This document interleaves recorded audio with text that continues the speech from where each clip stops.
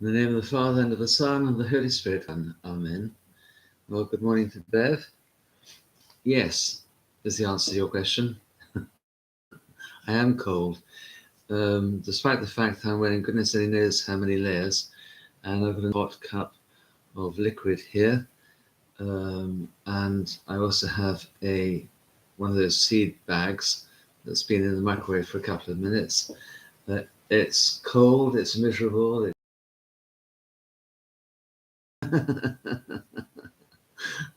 But there we are. I'm still above ground, so that I guess is a benefit. Apart from that, there we go.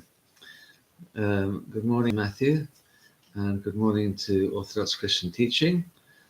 Alleluia to you as well. Christ ascended on high, from whence he shall come. It's a wonderful time of the year, really, isn't it, when you have the ascension. You see, again, heaven opened. Anyway, there we go. Morning to Patrick, all the way in Ireland. I hope you're having a better day than we're having here. Today, we're going to be looking at Luke chapter 18, verses 31 to 34. So it's a short section, and we'll see how we get on with that. It's very much connected with what has happened before. We have to remember that the Lord is really saying, apostles, well, if you think it's going to be tough, wait till you see what happens to me. But there will be resurrection, and there will be resurrection for them as well. Verse 31, chapter 18. Then Jesus took the 12 aside and said to them, Behold, we are going up to Jerusalem, and all things that are written by the prophets concerning the Son of Man will be accomplished. For he will be delivered to the Gentiles, and be mocked and insulted and spit upon, and they will scourge him and kill him. And the third day he will rise again. But they understood none of these things. This saying was hidden from them, and they did not know the things which were spoken. So there we go. Helia, chilly Cardiff, brilliant sunshine in Ireland. Well, that's nice. And Christina, good morning. God bless you. Now, context to say we have to closely align this with what's gone before. This is not going to be a half-hearted way forward. So you can't decide, oh, well, I'm sort of happy doing this. I'm sort of content with turning up to church from time to time and singing the odd ditty and maybe doing this and that around the church for people. This demands absolutely are you free to come and go? No, not really. The Lord himself is not free to come and go. We are expected to give up absolutely the whole for God. And whatever it takes, that is what we do. And that is tough. It is undeniably a difficult thing to expect of people. And the Lord does expect it. There are no sort of passengers in this particular ark of salvation. Everybody is a sailor. Everybody has their duty, and everybody has to attend to that duty, whether high or low, whether in the engine room, in the forecastle, whether you are steering the boat, whether you are cooking, whatever it might be, to do their duty to the absolute utmost of their ability. And there won't be any excuses. So everybody always says this about every religion, but it is a absolute over career, over family, over friendships, over your own comfort, over everything. It is, in fact, where we are invited to crucify ourselves for Christ, take up our cross, follow him, be crucified.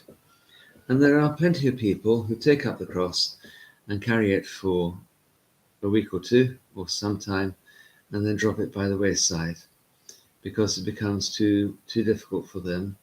Or as they're going along, they pass an ice cream shop. They decide they're going to spend the rest of the time sitting in there.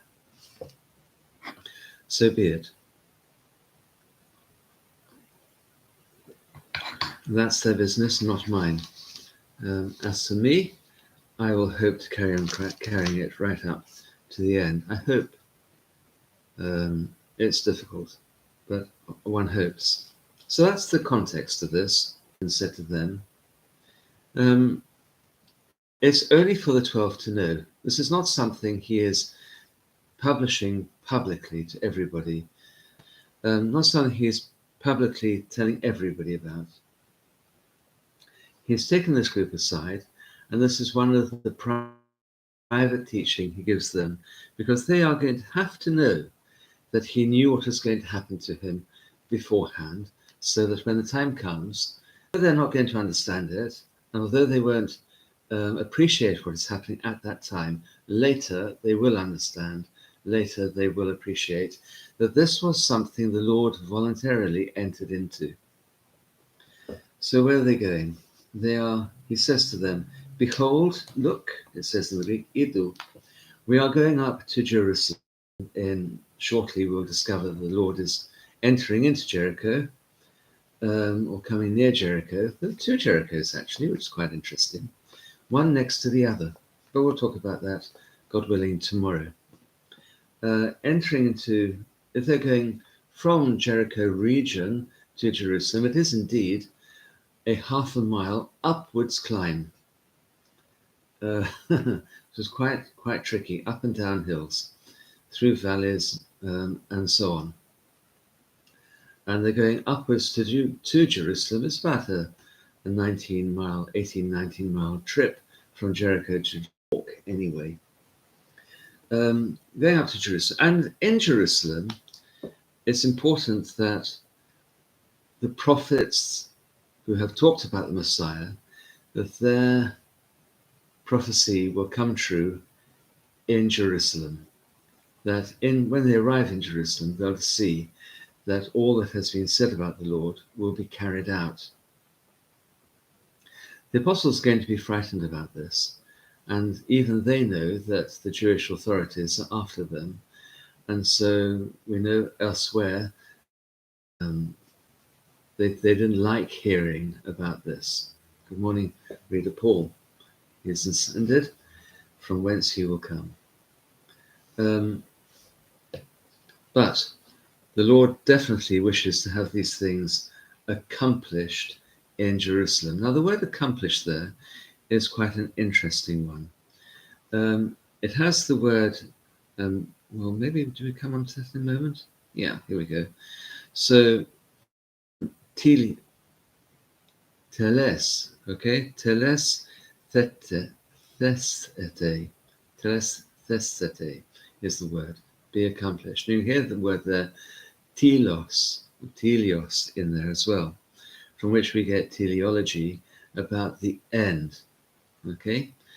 The idea here is that everything will be absolutely accomplished in Jerusalem, and everything will be utterly ended there in Jerusalem. So there's no more work to do for the Lord once he arrives and is dealt with in Jerusalem. That's the important place to be. All the prophets have looked forward to, everything is going to come to that finite end right there. And there's not going to be anything else they're going to be looking for after that. So no further prophets. Any further people claiming to be prophets, they are going to be false prophets, and in the end, antichrists. Okay? Ended, complete, concluded, definitively come to an end. And that's what's going to happen in Jerusalem, accomplished, completely ended. Now, the other word there, of course, other idea there is the Son of Man, the Ios to Anthropo, so humanity, the Son of humanity, the Son of Man. everything about the Son of Man will be accomplished. Now, if you look at Daniel particularly, Daniel chapter 7, verse 13, you'll see the Son of Man comes riding on clouds or in the clouds. So this title, Son of Man, is a messianic one. The Lord is underlining that he is the Messiah.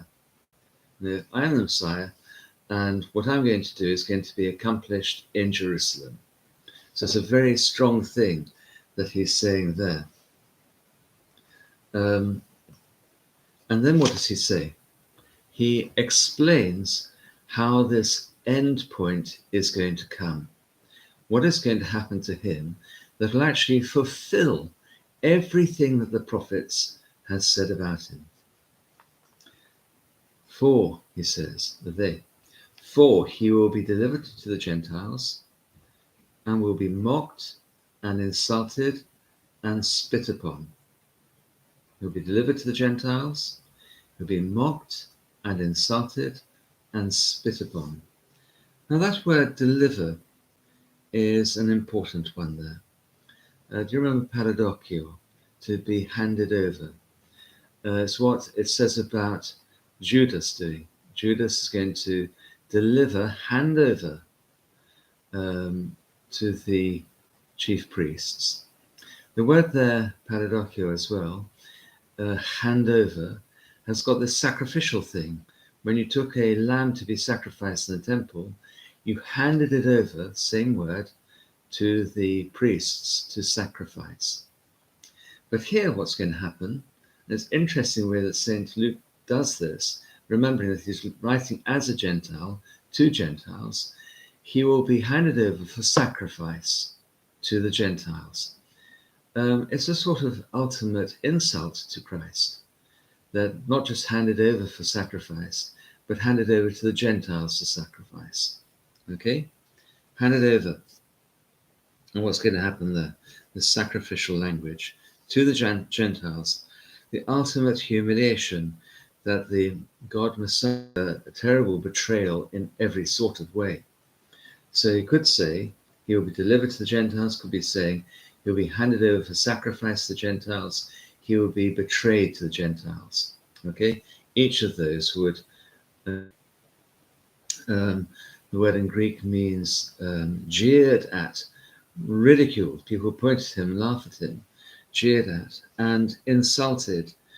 The Greek word there has got this idea of being treated with insolence. So there is a status the Lord is claiming that will be ridiculed and insulted with insolence and spit upon. So far from anointing him with oil as the Messiah, they will spit upon him with spittle, sort of the ultimate insult. You know, when deeply insulting, when we bring somebody to baptism or going to be baptized ourselves, the priest says to the person, blow on Satan and spit. And they blow and they spit. And what happens here is that they spit upon the Messiah God man. So this is humiliation and his complete rejection. Verse 33, they will scourge him and kill him. Now it's quite interesting that this is being translated as scourge, because the word there, it doesn't actually mean scourge. There is a word that means scourge, and it's got the word flagellate. It's where we get the word flagellate from, with a flagellum. And fragelosas you find in Matthew 27. And that really does mean scourge, with a flagellum. And that is a whip made with stones or bits of metal or bones in it to tear the skin off somebody.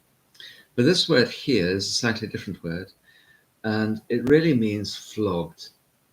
Now, whether we need to make a big issue of this, I don't know, but it's interesting that Luke is not following somebody else's words here. He's using his own particular words. He's going to be thrashed, thoroughly thrashed. And this word, okay? And then alongside that, it also says, and kill him. They could have said that in a simple way. St. Luke, he could have said that in a simple way. He chooses to use a more definite way of saying it. Okay? Apo kenusin, which means to destroy, to utterly kill. I don't know how you can kill and utterly kill, but it is a very strong feeling of utterly abolish somebody, utterly destroy somebody.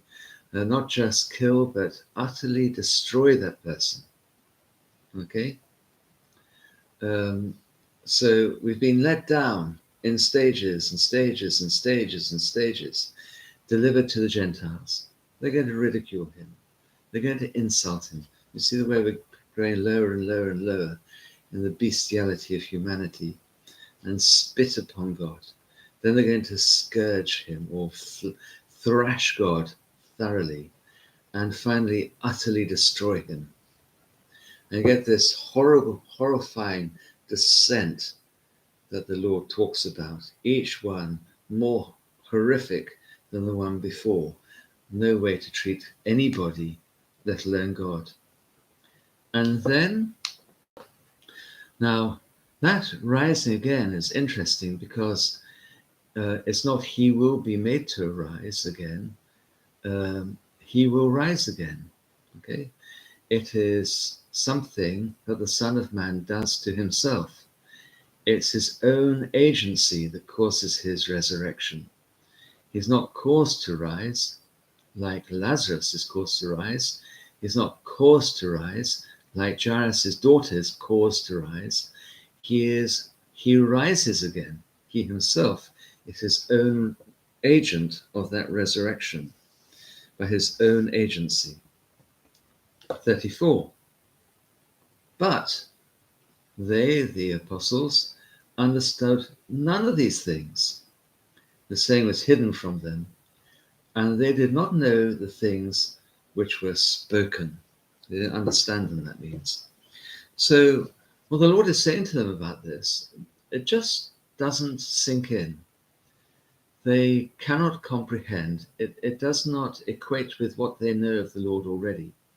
How can somebody who brings sight to the blind, walking to the lame, who changes water into wine, as St. Luke hasn't talked about that, who heals lepers, how can that person be treated so shamefully? How can that happen? And rather like, when sometimes, I certainly know this, where something is so opposite to what you know it to be, that you just don't comprehend it being like that. Like putting you know how it is sometimes when you think you've lost your phone or your wallet or something, or your glasses. I don't really wear glasses anymore after this operation, but you think, well, if I look again, it'll be there. And you look again and the glasses are not there. Or you put your pencil down, your pen down, and you look again and it isn't there. So you look and you stare and you look again, or you're quite sure you put your wallet in your coat pocket, and when you come to pay, you can't find it. And you keep on putting your hand into your pocket. It's that sort of thing. Simply cannot come to terms with the fact that the Lord is saying this. How can that be the case? They want to put their hand back in the pocket and this time find the wallet and understand that actually everything is going to be really fantastic. He's going to sweep into Jerusalem, conquer the place, be elected as the new king, drive out the Romans and do all those other things. Their minds are still closed. They cannot get that. And Luke says, this saying, what the Lord is saying, this rima, was hidden from them. It's interesting that it's called rima. This is the word that's used to introduce the Ten Commandments. And we talk about them as the Ten Commandments, but actually in the scriptures, they're called the 10 words. And these words, okay, we think about them commandments, these 10 words. So this has got something of that sort of feeling to it as well. This is a word from God, that this is how God is treated. It's how people naturally wish to treat God. They ridicule the whole idea of God. They mock upon it, they spit upon it. If they get more to do with God, they try and destroy it. And you don't have to go very far to do that. Just walk around like I walk around through Lincoln, and people ridicule me, and I'm only his priest. And much more do they ridicule God himself. Okay?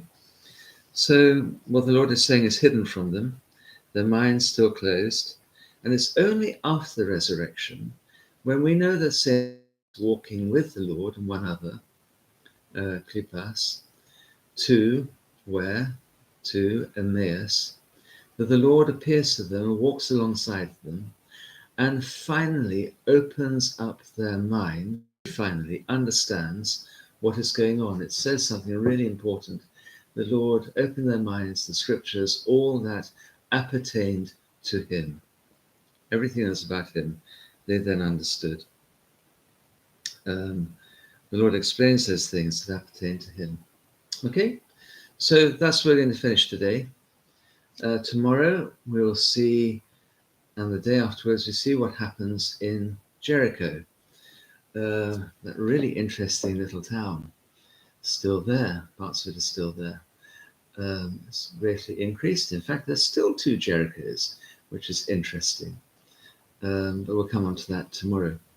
If you could please pray for Barbara and Steve. Steve died at the weekend. I know that Reader Paul knows Steve and Barbara, and they were a very close marriage. And if you could pray for Steve, for him now that he's died, and for Barbara entering into her widowhood, and for the children, all of whom are in England and staying with Barbara at the moment, and keep them in your prayers, please. And then we continue to pray for Valerie. We asked to pray for Valerie a week ago, so please carry on praying for her. Daniel, who is still a very sick young man. Dina is Simon. Erin's Joseph.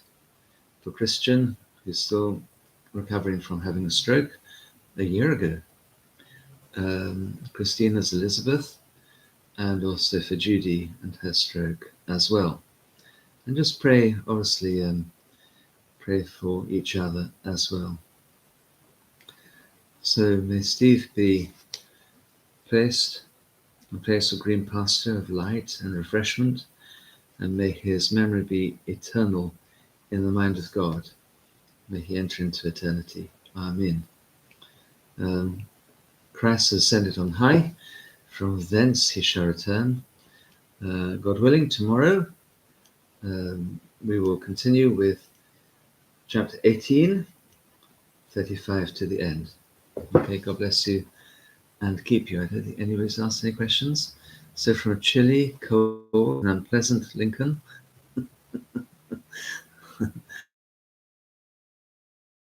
your prayers. God bless.